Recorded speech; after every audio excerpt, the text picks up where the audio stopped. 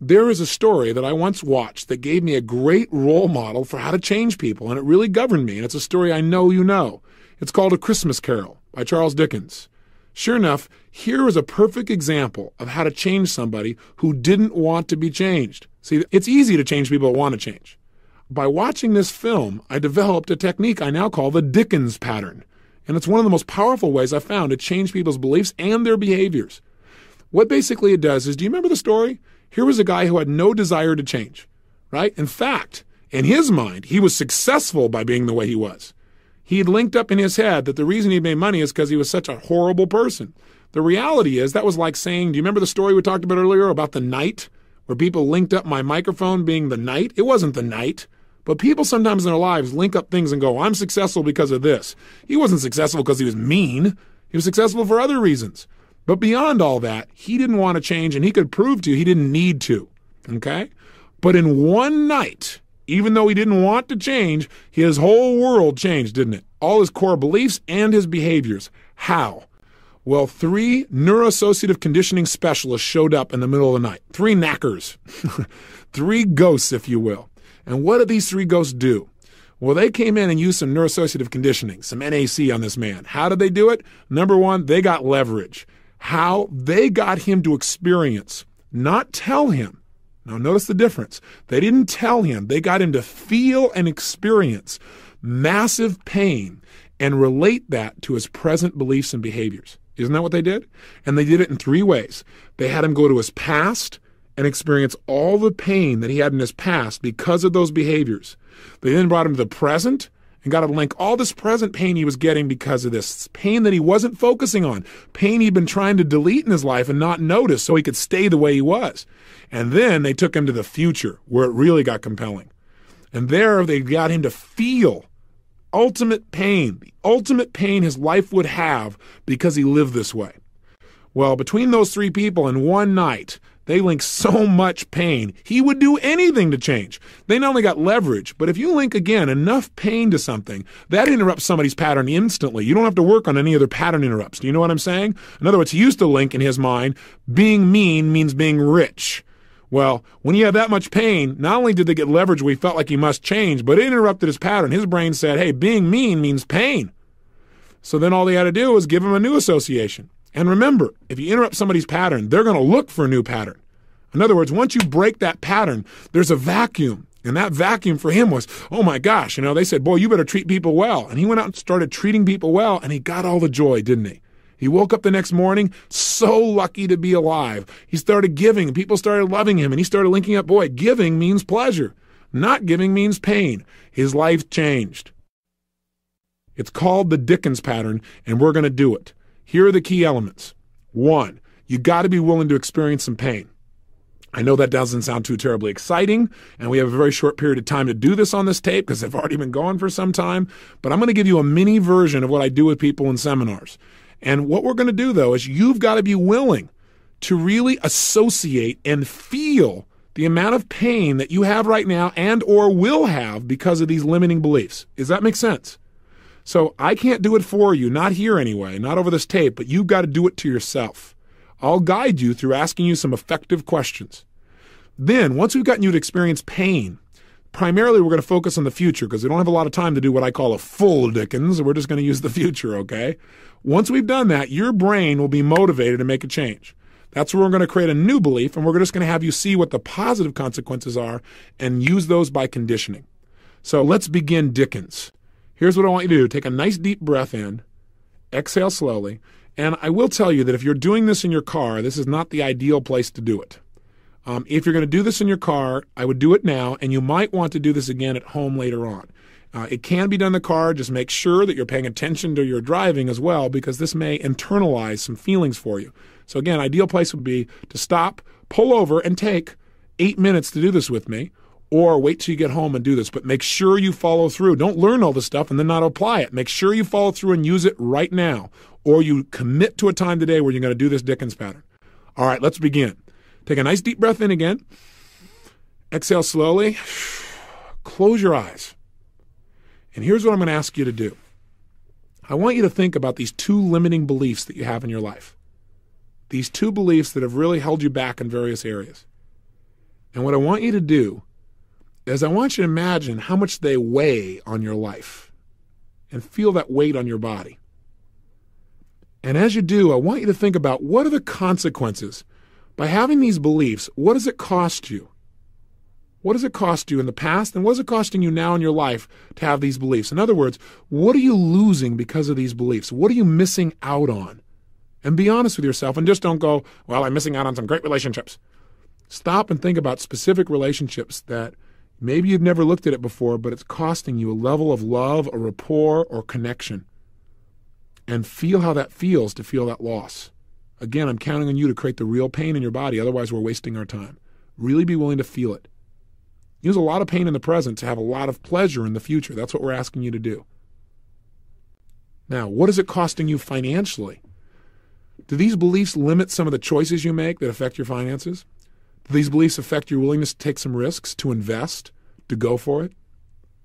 How do these beliefs cost you in your own self-esteem? Having these beliefs, what does it do to your self-confidence? Does it create doubt or strength to have these beliefs?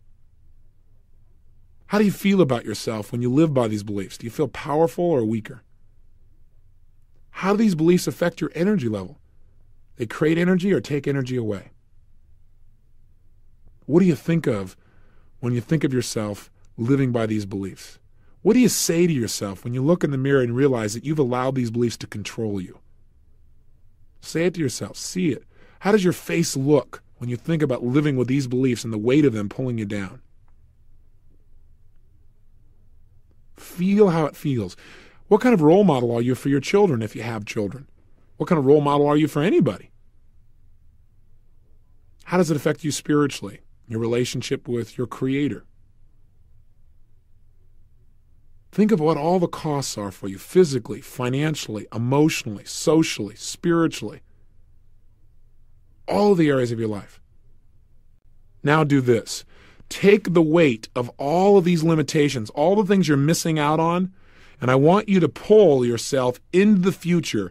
And as you go into the future, I want you to step 5 years into the future and make sure you drag with you all of the limiting feelings and experiences and limitations that these beliefs will create for another 5 years, stacking one atop another, like a giant snowball getting bigger and bigger and bigger, pushing you further down. And I want you to step into the future 5 years from now and with you bring all the things you've missed out on, all the pain, all the frustration, all the anger that these beliefs have generated through time, all the things you've given up on. Bring all of that with you. Drag it with you now 5 years in the future. I want you to actually feel yourself going 5 years into the future now. And as you arrive 5 years in the future, I want you to look in the mirror. Now, if you don't think you're good at visualizing, feel as if you're looking in the mirror. Talk to yourself about these things. And as you come to the mirror, take a look at your face. And how do you look 5 years from now, having lived with all these limiting beliefs and not changed at all? What's the price you've paid? Do you look younger or older? More alive or less alive? More energized or less energized? Think about it. Feel it. Actually be there. What's been the price in your self-esteem? How do you feel about yourself, having lived for 5 years with these limiting beliefs and not changing them? What's been the cost to you? That's right. What do you like physically? Did it cause you to gain weight because you didn't like the way you felt, so you tried to distract yourself through food or smoke or drink? What's happened to your physical energy and flexibility? What has it done to you in business or in your career? Have you really gone as high as you could have, or what have you missed out on in your career because you had some of these limiting beliefs? What does it cost you? What's been the price of these beliefs? Again, feel it. Don't just think it. Feel what it would feel like if you're there right now and you've paid that price for 5 long years. 5 years of those limitations. 5 years of giving up your power. What's been the price in relationships? Are there any relationships that you're no longer in because of this? What does it cost you in your emotional connection with the people you care about? What's it cost you financially for 5 years? What are the things you didn't do that you should have, and you didn't because of your fears about these beliefs? What's been the cost in your whole life? What do you say to yourself as you see yourself 5 years from now in the future with these limiting beliefs controlling your life? Feel it. Now step in the future 10 years from now. Drag 10 years of disappointment with you.